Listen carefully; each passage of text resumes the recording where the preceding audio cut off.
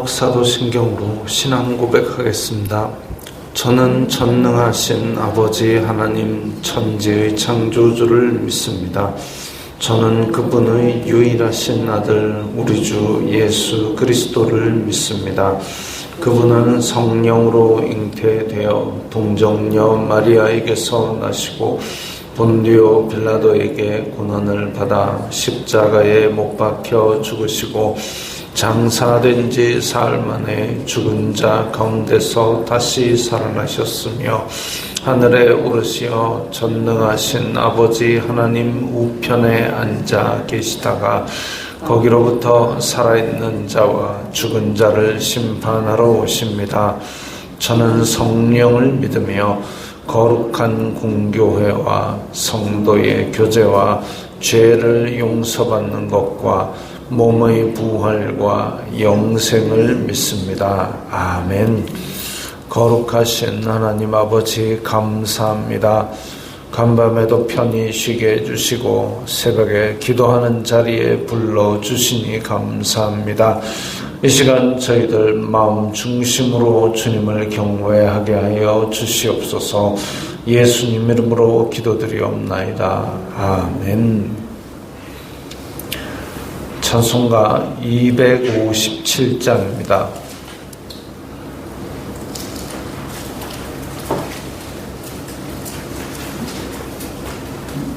찬송가 257장입니다.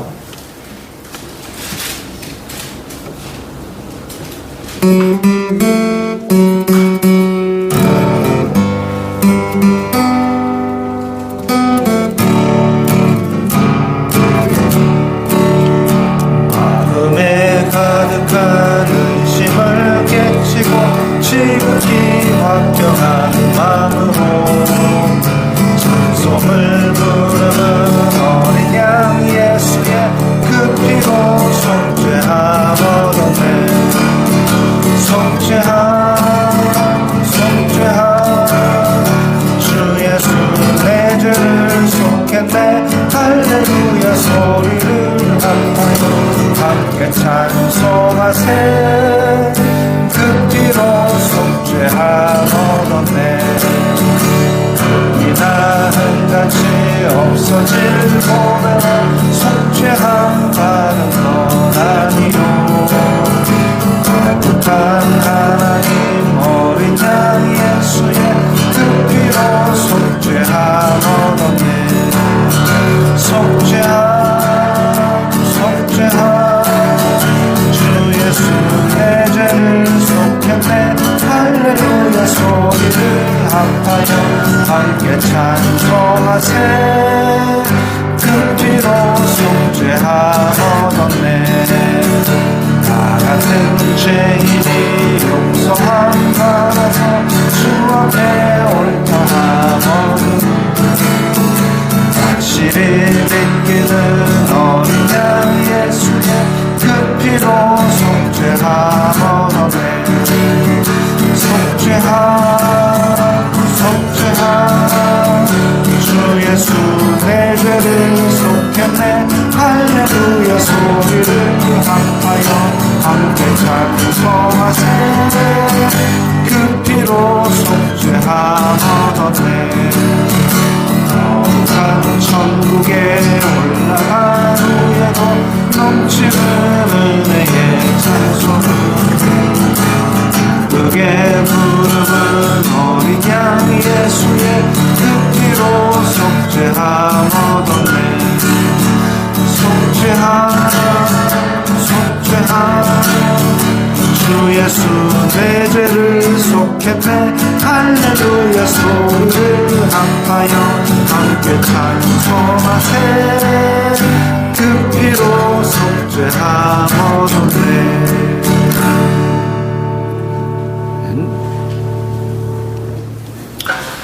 오늘 말씀은 예레미야 17장 1절부터 11절까지의 말씀입니다.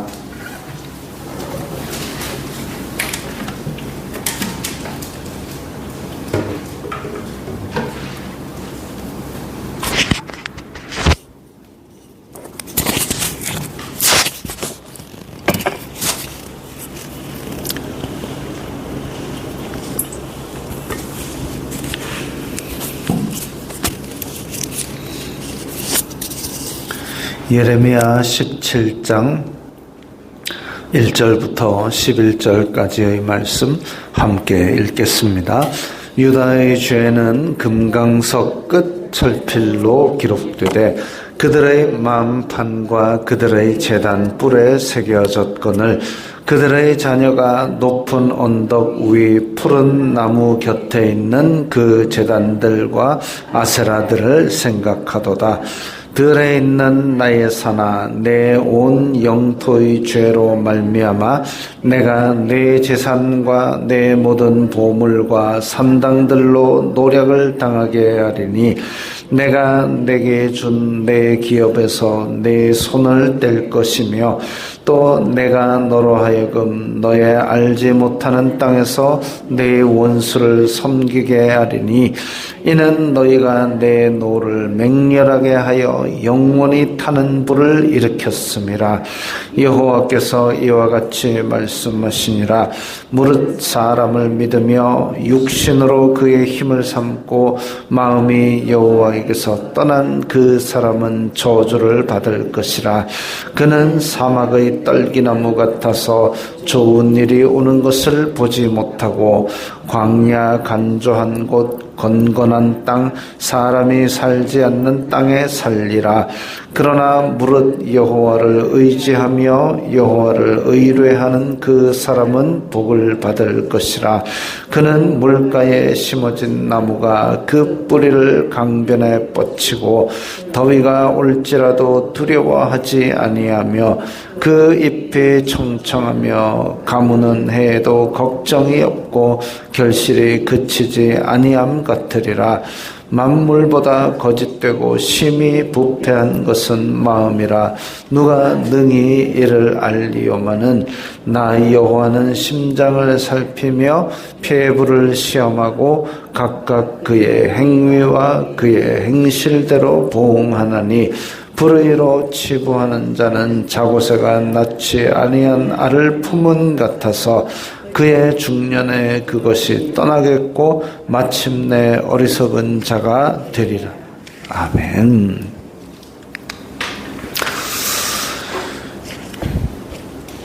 유다의 죄는 금강석 끝 철필로 기록되었다 했습니다.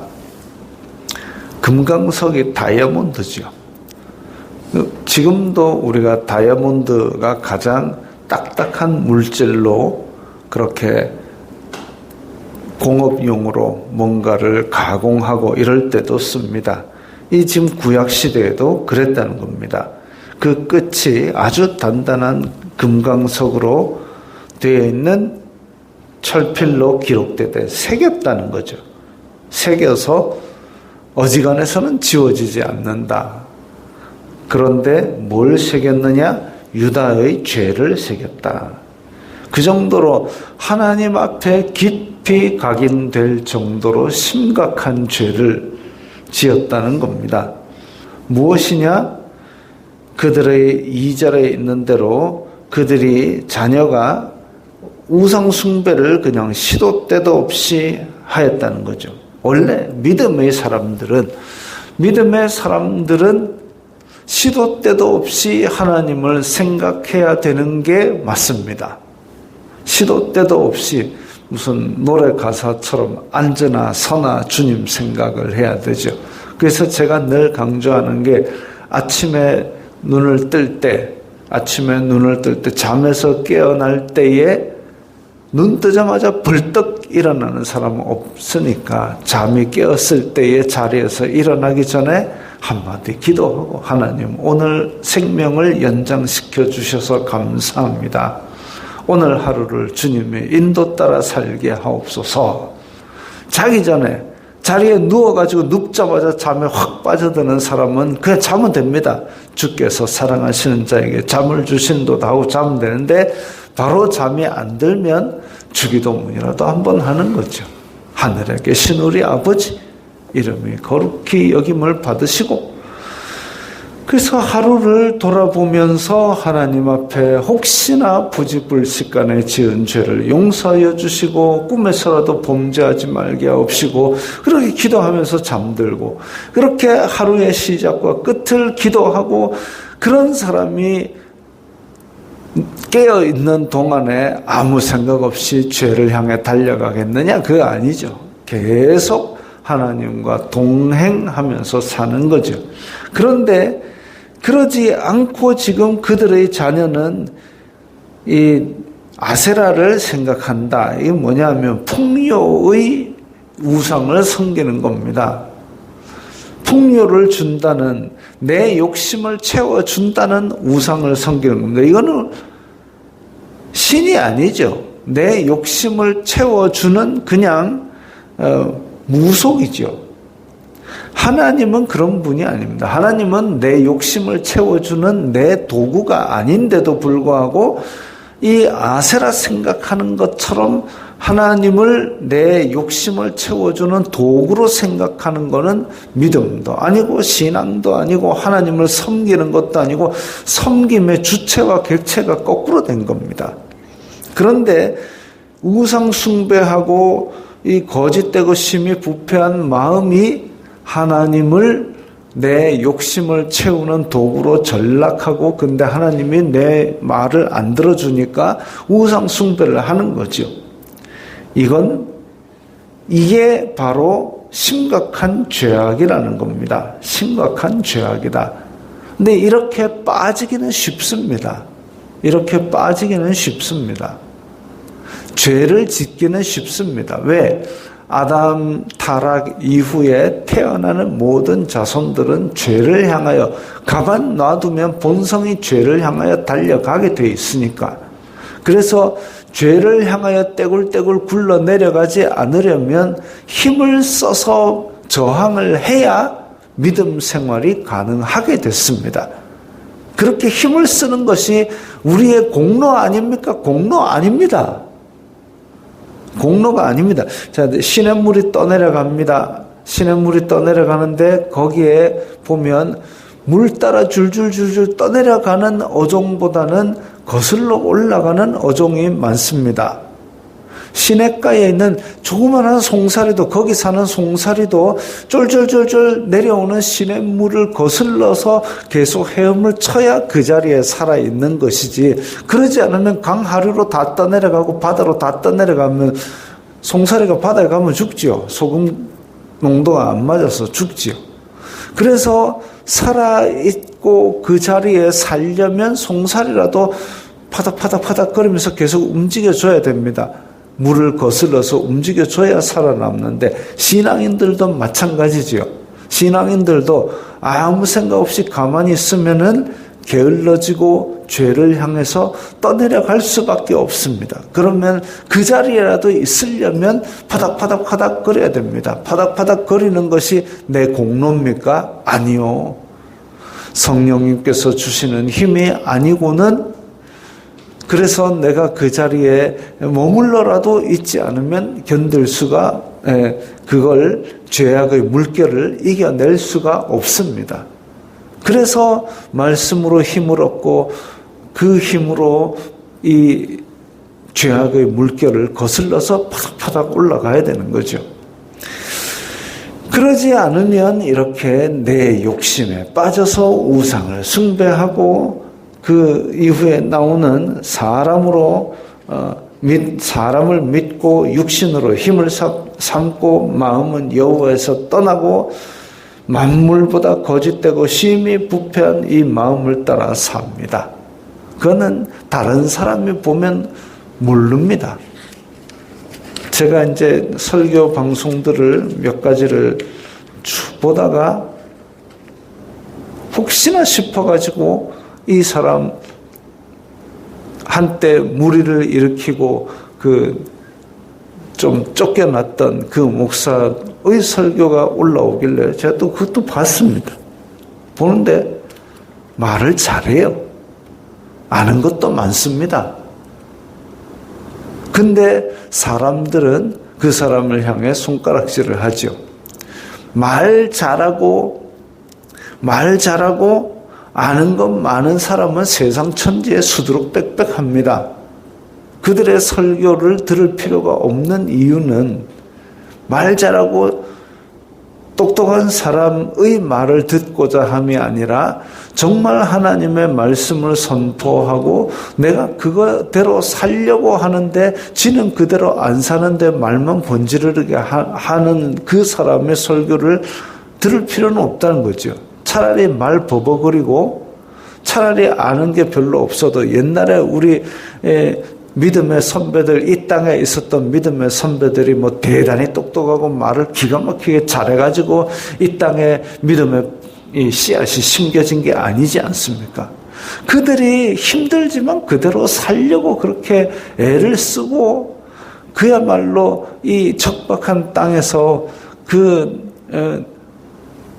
유교 사상에 가득 차 있는 거기에서 조상 제사 안 한다고 구박받아가면서 그래도 믿음의 삶을 살고 믿음의 모범을 보였기 때문에 그 선배들의 믿음들이 하나 둘 씨앗이 자라고 열매를 맺어서 오늘날에 이런 거 아니겠습니까? 그런데 그 말 잘하고 똑똑한 사람이 그렇게 자기 말 잘하고 똑똑한 거 믿고 무리를 빚고 그래가지고 퇴출되어 놓고도 아직도 또 새롭게 그걸 하고 앉아 있으니까 말은 잘해요. 똑똑합니다. 그건 의미가 없다는 거죠. 그러면 무엇이 하나님 앞에 의미가 있느냐?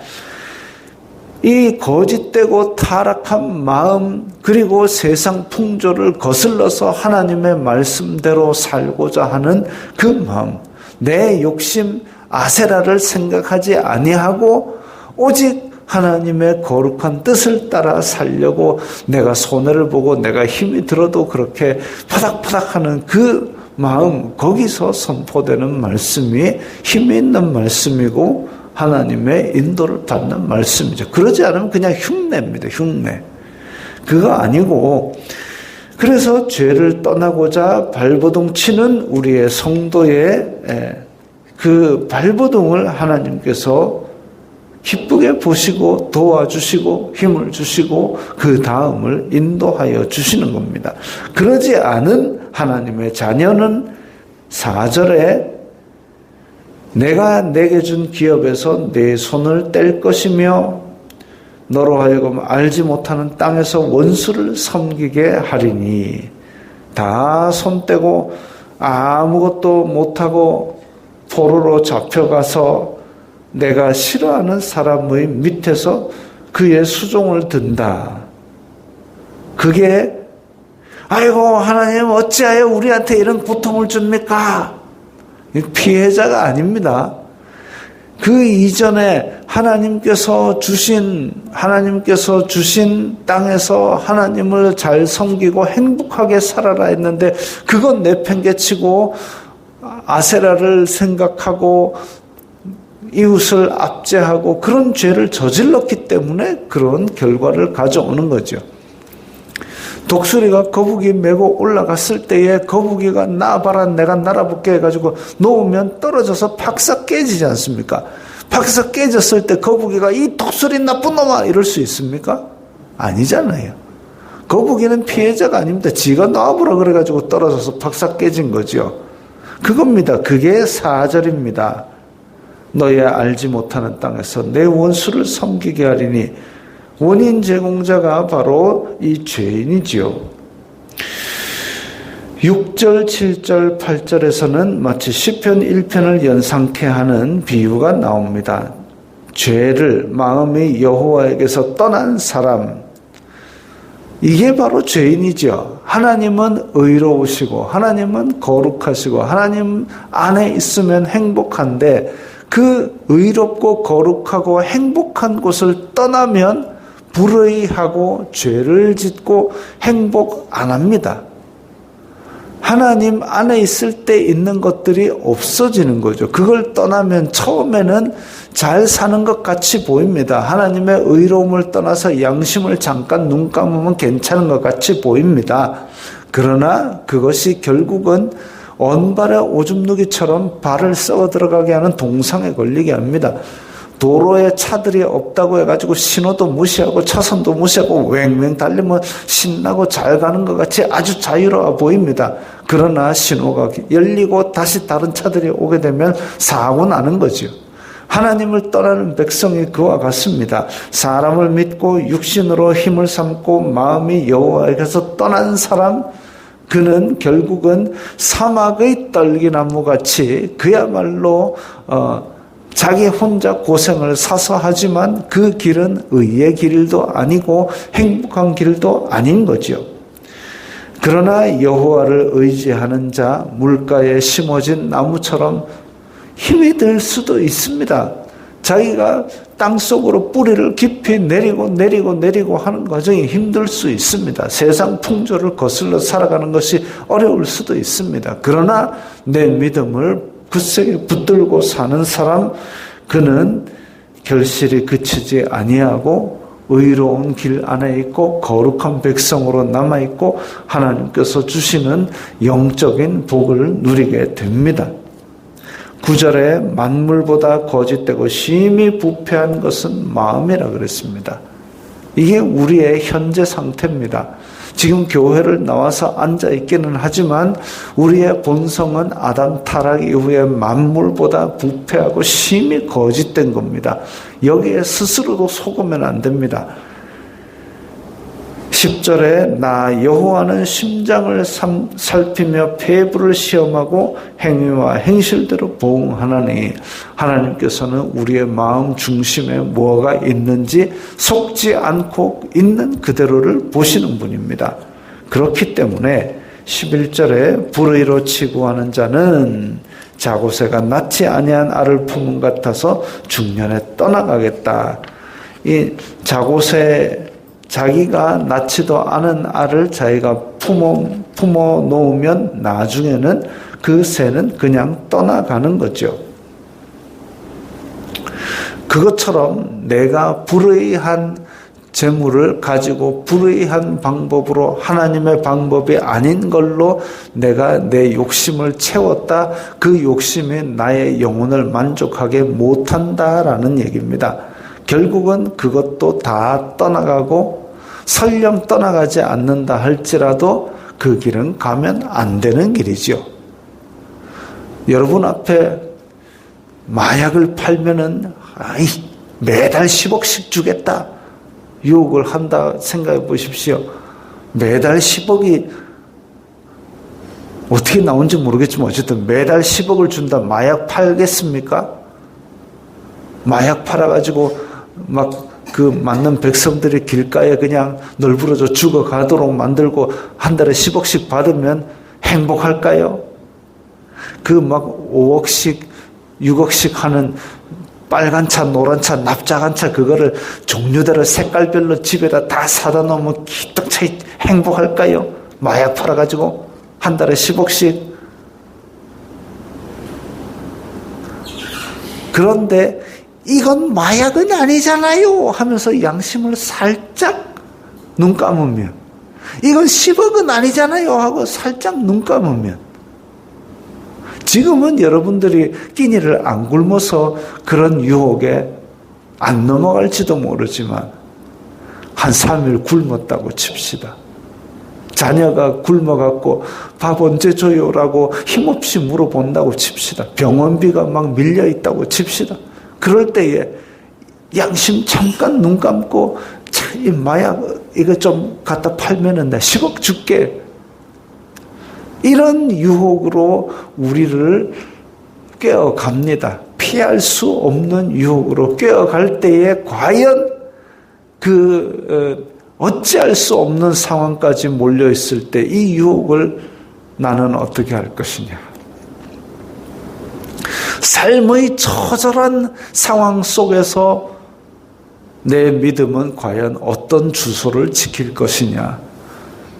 안타까운 일들이 있다 할지라도 우리는 말씀 생각하면서 버텨야 됩니다. 참아야 됩니다. 하나님께서는 죄를 철필로 새기고, 왜냐하면 하나님과 함께 사는 데는 다른 모든 것보다 그 죄 그것만 어떻게 좀 도저히 같이 할 수 없는 것이기 때문에 하나님께서는 그것만 멀리하라고 하십니다. 하나님께서는 우리의 속, 마음 중심을 살피십니다. 그래서 우리가 해야 될 것은 이 불의한 자의 성공, 행악자를 인하여 불평하는 것, 부러워하는 것, 그것을 하지 말고 마음 중심으로 하나님만을 의지하고 흔들리지 않도록 날마다 겸손하게 간구하면서 우리의 믿음을 지켜나가고, 또한 우리가 우리의 영향이 미치는 곳마다 그 거룩함을 잃어버리지 말아야 하겠습니다. 기도하겠습니다. 거룩하신 아버지 하나님, 감사합니다. 저희들은 부패하고 심히 거짓되어서 어떻게 떠내려갈지도 알 수 없지만, 그리고 마귀는 날마다 입 벌리고 우리를 삼키려고 달려들지만, 아버지, 저희들을 붙들어 주시사 주님 안에서 떠나가지 않도록 지켜 보호하여 주시옵소서. 예수님 이름으로 기도드리옵나이다. 아멘.